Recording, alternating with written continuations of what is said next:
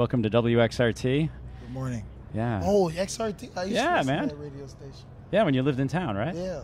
That's cool. Yeah. Yeah. How long has it been since you've been out of town?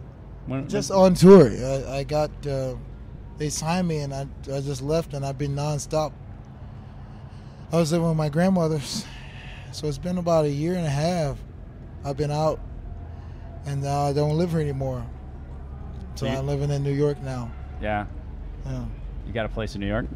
No, I'm living with my girlfriend. I keep telling her I want my house of my own because they got all these goddamn little boxes out there. You have to pay $2,200 a month for, so it sucks. Yeah. But, so I have to walk the streets all the time to get some air. Well, welcome back to Chicago. I feel good to be in Chicago. It's the first time I've seen it from this vantage point. I told everybody on stage I used to ride up and down Addison Street, and David Guetta was playing this show, and they would have these fucking festivals, and I would feel so bad because I wasn't a part of it, and now I'm fucking performing in it. It's weird. That's amazing, right? Yeah. That's pretty great. Yeah. Your whole story has just sort of happened, but you made it happen, which is the cool thing. Because if doors open up, it's like you actually built the door, it seems. Yeah. Like you made the door. Well, that's what it's about. It's about sorcery. It's about preconception and manifestation without hand movement. I'm a sorcerer, not a musician. I look at all these motherfuckers out here, and they're so famous, and they got so much goddamn talent, and I'm telling you, I swear to God, I don't know anything. I know zero things. It's all rhetoric. Well, where'd you get that voice, though? From yelling. From being desperate. Seriously. Yeah. So it's not that I'm humble or strange, excessively modest. It's just that I'm kind of just, people see me and they see me. That's it. It's just like the eye of the universe looking down on you, and if it chooses you, it chooses you. It doesn't really mean that you're better than anybody else. It just means that you're being looked at now. Yeah. Yeah. Well, saw you perform today. This is the first time I've actually seen you perform, and I was really amazed at the power and strength of your voice. How long have you been singing, and how did that develop? I've been singing for 5 years. Really? I'm 28. I started singing on the streets of Albuquerque, not Chicago. I started writing poetry a long time ago in Chicago. I'd go to the Heartland Cafe on Morris, right off the Red Line stop. Yeah. And I would always wait till 2 o'clock in the morning and never really be able to get on, I tried to do poetry at the Green Mill, but they hiss me off or snap me off or whatever.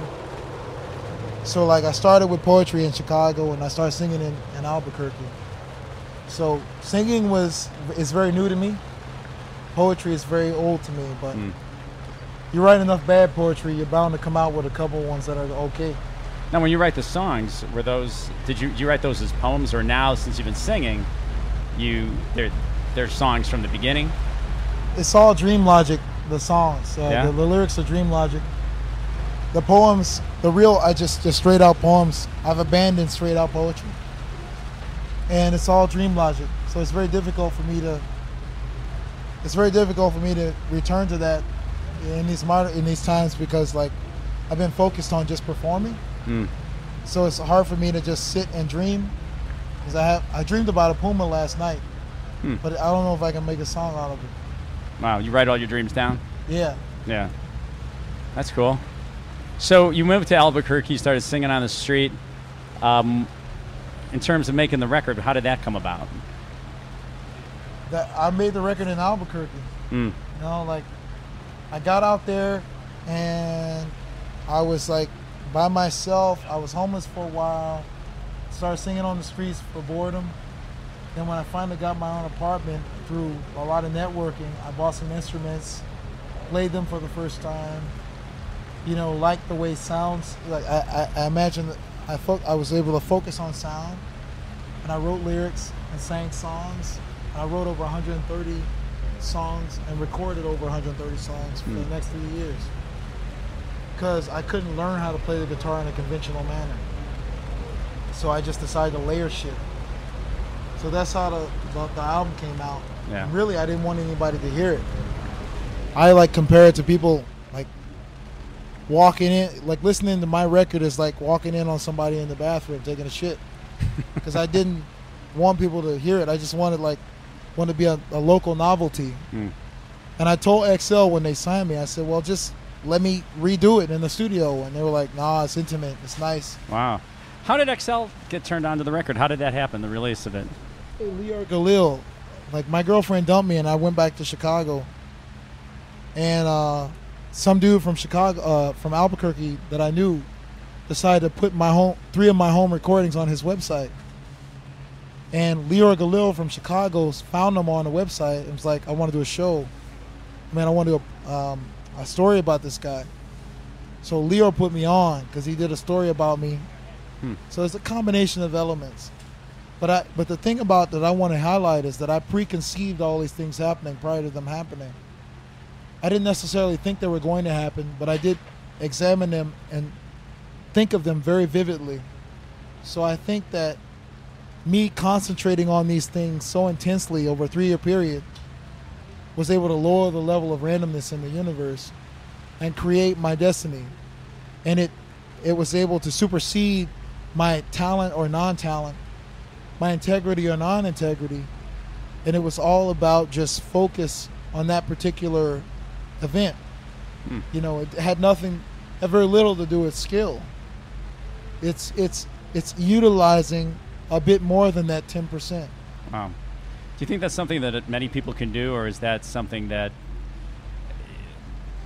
it's like you? Everybody can do it because, you know, we all have the capacity, but the problem is that we have too many, you know, like distractions with the internet and our job, and we have too much focus on other things. It's just like, oh, this is what I represent.